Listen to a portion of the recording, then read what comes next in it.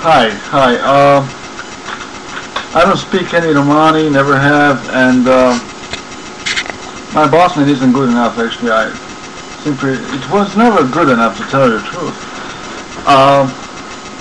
It was always simple, and it's discrimination. You don't have to talk anything more complex. That's the way they talk to you, and that's as much as they want to hear from you, which is how people are kept. Simple and everything. I wanted to talk to you. I forgot to mention to the government.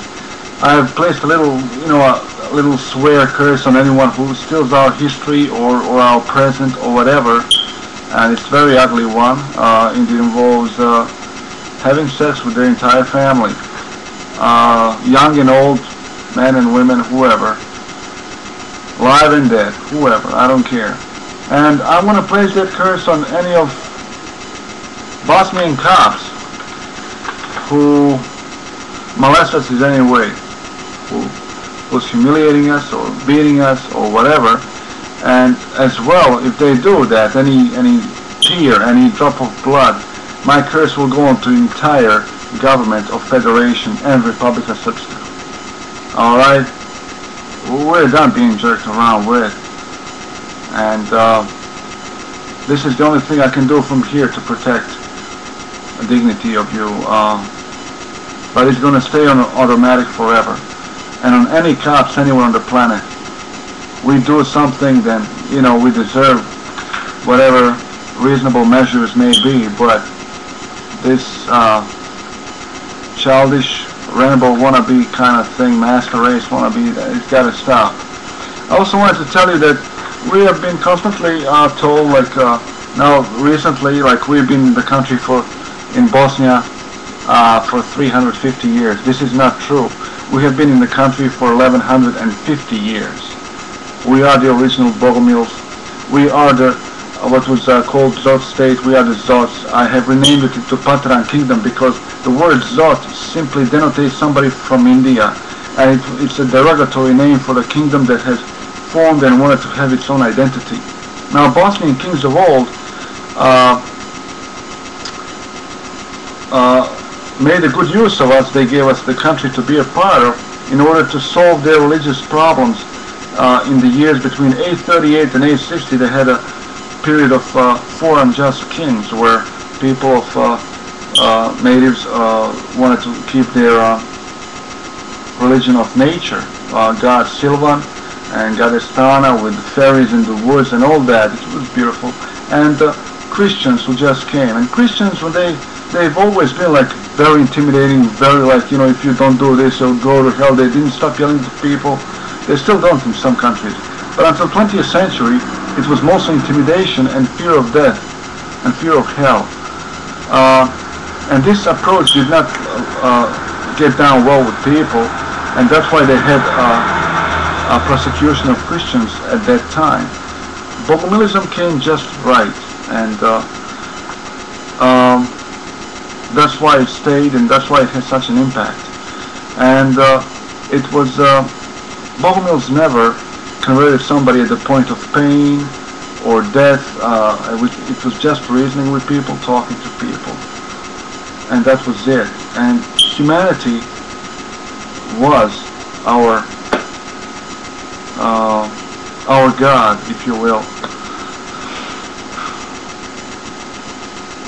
Now, the reason all those Gnostic movements, which started in Egypt, which is why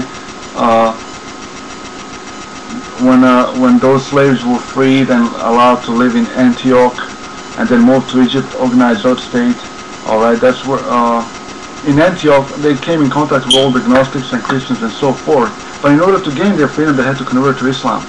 Once they converted on their own by Paulicians and by Gnostics and whatever, they created their own religion, moved to Egypt, the root of all Gnosticism, alright, and the moment they reached out to other kingdoms in order to gain recognition for existence, Caliph from Baghdad captures them, and for 20 years, because there was a war between Byzantium and Islamic countries at that time, nobody could help, but then Paulicians pretended to be slave traders. They came in, which is the only way they could have, like, tracked 300, 400 miles from Byzantium to Baghdad. The only way they could have come in, because, and they that was a rescue operation. Well, I guess killed the guards, gave the weapon to people, and to the rest of them, and they pretended to be like a slave trade group, and they just walked out of Baghdad for 300 miles, trekked back without any incident.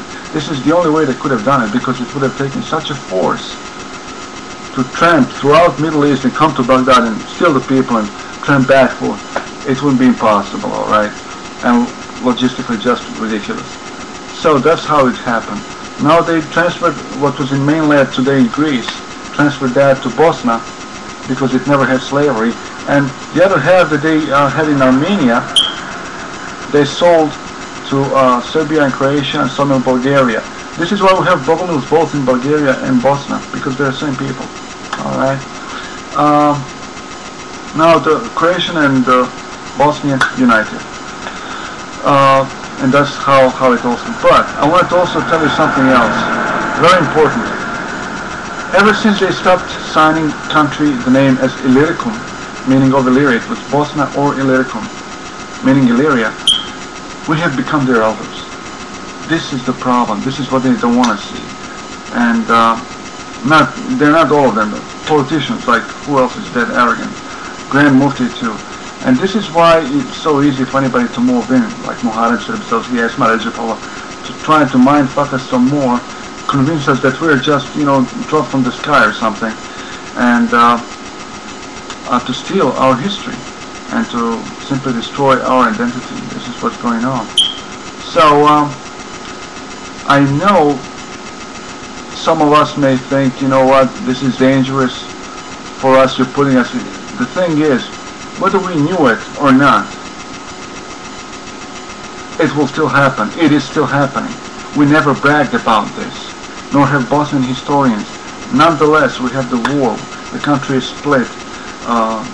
All this psychological warfare, biological warfare, historical warfare, territorial warfare, everything is going on, whether we say anything or not. So if it's whatever's going to happen, if it's going to happen, then let us at least know, why are we dying for? Why are we fighting for? Should they ever allow us to fight and defend our own families, the Rambos that they are? So that's the whole thing. Alright?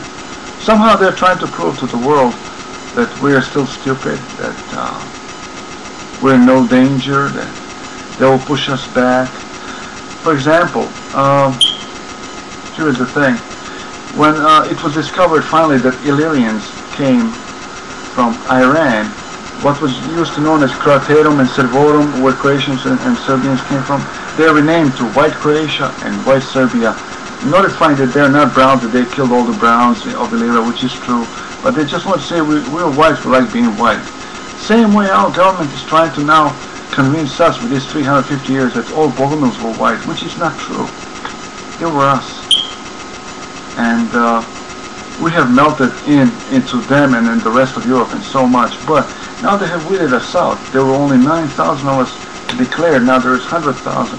The biggest defeat of it is our white gypsies, our white ones. And they were our victory. Now Muharrem Serbs is attacking whoever potentially may be, and also famous, alright?